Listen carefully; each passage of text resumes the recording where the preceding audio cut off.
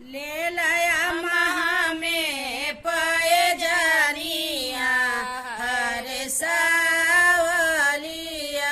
ले लया महा में पए जानिया हर सावलिया। पए जनी पहिरी हम सासु गोड़ लगली।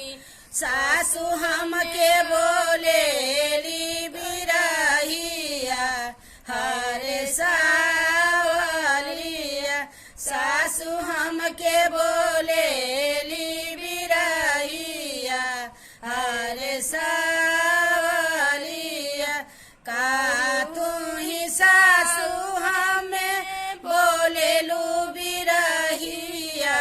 तू हरे न बेटा के कमाइया हरे सावलिया।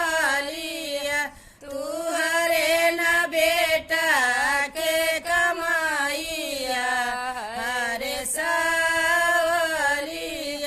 ले लया महा में पए जानिया हरे सावलिया। पए जनी पहिरी हम जीज गोड़ लगनी। पए जनी पहिरी हम जीजी गोड़ लगनी। जीजी हमके बोलेली बिरहिया हरे सावलिया। जीजी हमके बोलेली बिरहिया हरे सावलिया। का तू ही जीजी हमके बोलेलू बिरहिया। का तू ही जीजी हमके बोलेलू बिरहिया।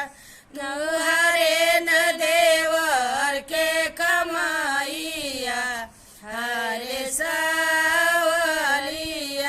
तू हरे न देवर के कमाइया हरे सावलिया।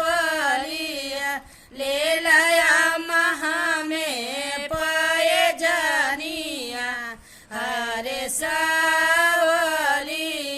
ले लया महा में पए जानिया हरे सावलिया।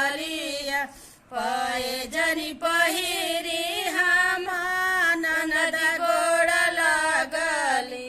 पए जनी पहिरी हम ननद गोड़ लगनी। ननद हमके बोलेली बिरहिया हर सावलिया। ननद